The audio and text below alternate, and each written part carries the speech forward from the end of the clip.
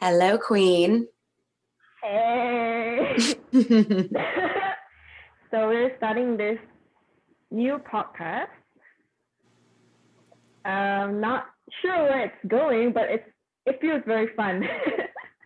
Yeah, it's going to be amazing. I just want to share that Mitra and I have been connecting over the last several months from across the globe, and we've really connected over our mutual desire to heal our wounds relating to relationships with females, and to create different experiences for ourselves. And in this process, I think we've had so many amazing convos and we've gained so much amazing insight. And we were just sitting around the other day having a video call, Yeah. and both sort of were like, why is this not being recorded and shared? Because it would just be so fun to include more people.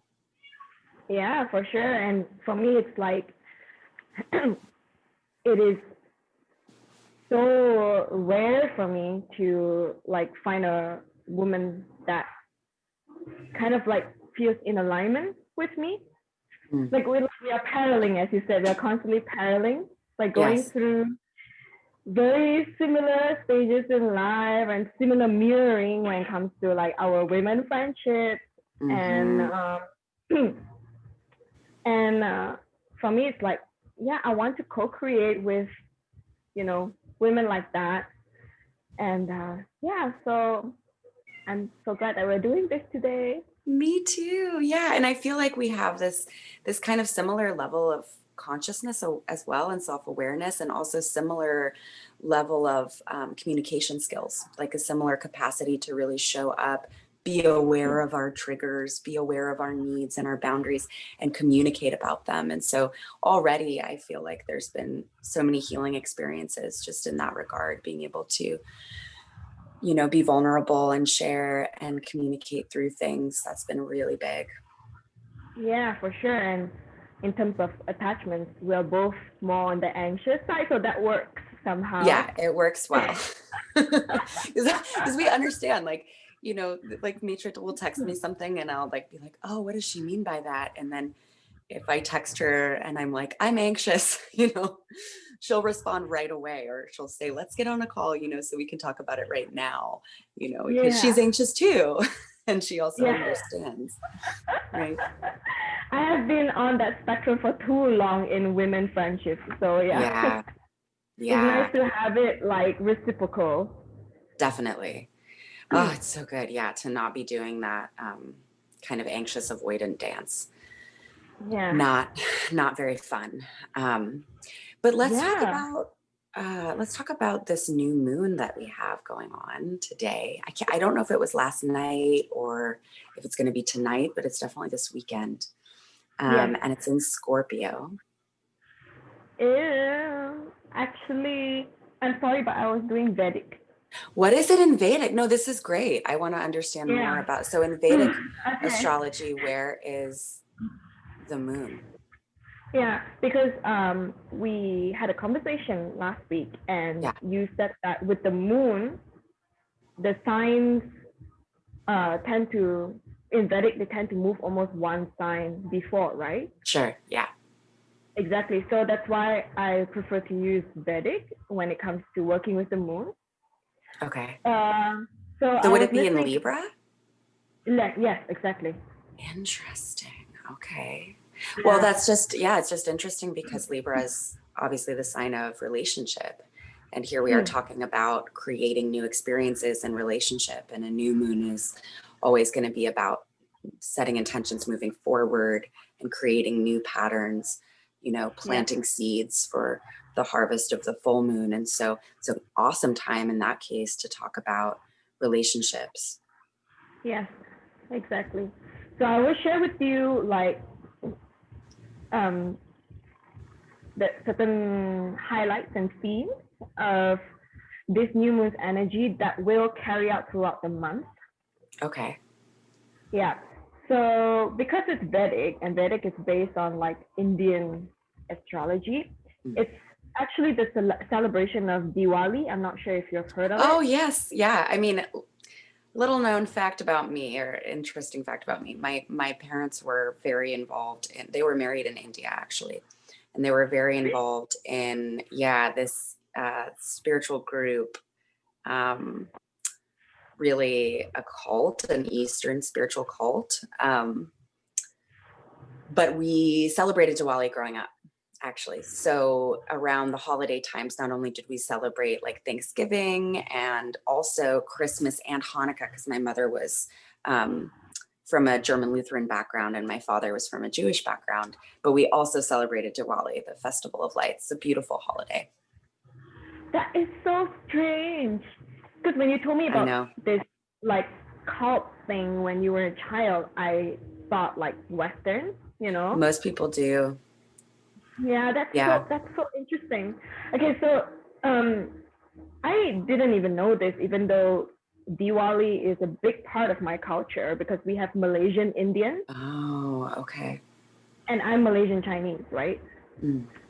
And obviously I see this being celebrated all my life, but I did not know that it's like so deep. Like Diwali is like the celebration of light. Mm-hmm. Where do we intentionally bring the light? Because apparently in this new moon, the sun and the moon are at their weakest. Mm. Yeah, they're very weak. So it is up to us to consciously and really use a lot of focus to bring the light. Mm. Interesting. Yeah. Yeah. Yeah, that's why this word, like, that's why people use the word like namaste, you know, they tend to say this word. And I hear this word being thrown around a lot, but I actually do not know the deeper meaning behind it. It actually means the light in me sees the light in you. Yes. Yeah, and funny enough, because you know we were talking recently as well about power. Mm. Yeah, because the light of the sun and the moon is so weak, it is up to us. Um, it's like really a challenge to ourselves to step into our spiritual powers. Like, because the Vedic astrologer, he mentioned like archetypes of king and queen, but without the shadow. Mm. Yeah, like returning to our rightful power without the shadow. That's what he said, which is like, oh my gosh, like it's so befitting for you, especially, you know. Yeah. Well, that's, I mean, yeah, that's really deep and that's really heavy. And I feel like, that's really also just, I can see strong parallels in terms of my life and what I've been going through, especially the past several weeks. Um, there's been these themes of like surrender versus control. And also like what is surrendering from a place of futility and powerlessness versus surrendering at the same time as we're holding our power as co-creators. So a mentor of mine used to say, I'm in control of nothing, I co-create everything. So this is like Yeah. this math that like or sun and moon or shadow and light or whatever, where it's like there's these circumstances in our lives. For me, a lot of things have been coming up around this move, as you know, like we kept getting a house and then it would fall through. We'd be like about to sign a lease and then there was something that went wrong. One guy like totally ghosted us. It was like 4 different houses within the span of like a week and a half this happened with. Oh And so I'm God. like, what is going on? And it was so triggering, Mitra. I fell into these like states of just like deep futility and depression, like I haven't felt in years, feeling like I just have no power. Anybody can do whatever they want at any moment, and it's not up to me. And so I started considering these themes of surrender. And some of that was really, really helpful to take the pressure off and to also place my faith somewhere in a higher, in a higher divine Yeah. force. Yeah. But then at the same time, I also felt like at a certain point in that process, I was called to step more into my power as a creator, as a co-creator. And actually, so the 3 of us, myself and Antoine, my partner, and Dylan, in my community, we did a manifestation meditation where we linked our solar plexus chakras and our sacral chakras. And we projected out into the middle of the room in a giant gold bubble, our exact like house that we wanted. And we felt it as though it were ours. We affirmed it that it's ours. You know, we don't know the timing. We don't know how it's going to come to us. And that's the surrender part. That's the co-creation part, you know? Yeah. And then the next day, Mitra, like I shit you not, I found this listing on Craigslist. I was the first person to call. It looked exactly like what I was envisioning. And now we Wow. got our application in finally yesterday to this place. So far, they haven't ghosted us or done anything weird. I don't know. I'm a little like scared to get my hopes up. But the fact that that even happened, because the market right now, in terms of real estate, even with rentals, is so tight. It's like we've been seeing almost nothing for months. Yeah. And for that to come up and to be so close to what we were intending, I really was connecting with that that power. But again, like it's this difficult dance, I think, sometimes between like surrendering to the divine and stepping into your power as a creator. For sure. I completely understand how you feel, because as you know, I'm going through the same thing. Yeah. Yeah, just not related to housing, but you know, getting my US visa has been a trip. Like, and I'm forced to face my people, which is very triggering. Like the moment When you I say enter my the people, Malaysians. Yeah, that's what I thought. Yeah, like because I have to face them in the Malaysian embassy. Okay. And it's like sometimes I feel like I'm just talking to a wall. Like I don't know, it's just so triggering. You know, it's bringing up my father wounds again, and it's bringing up the futility and the powerlessness, and that I'm not heard, and that everyone is just looking out for themselves. You know, they're not like including my reality. Like I can't provide the documents as they say, because I can't go back to Malaysia. It's too far away. It's too expensive. And Corona is terrible over there. People are not allowed to even travel interstate. They have to get a special permission letter to drive around.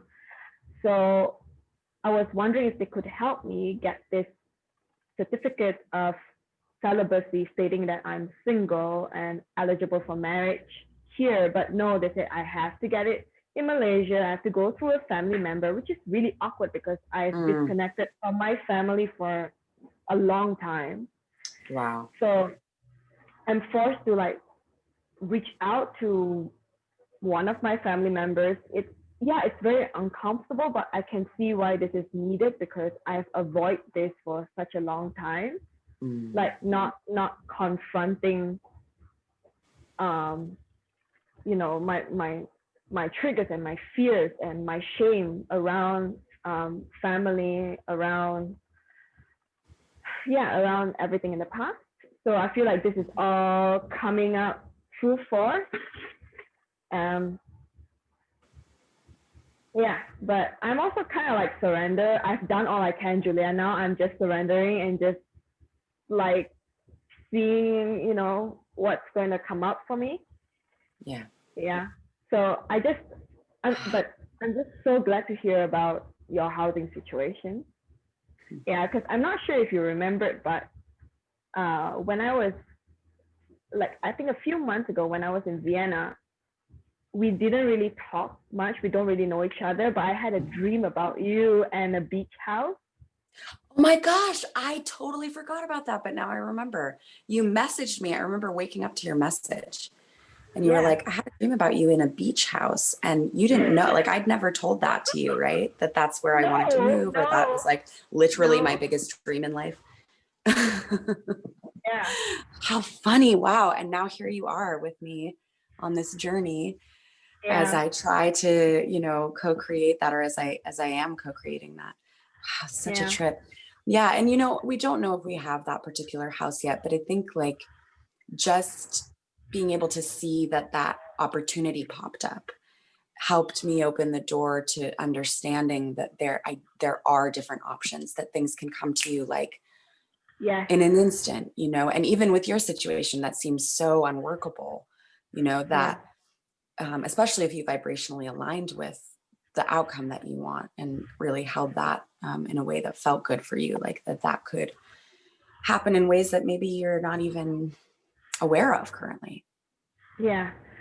Oh my God. I think this is a very good close for our first 15 minutes. So you can, Okay, yeah, perfect. stop. Oh, that was like smooth. Yeah.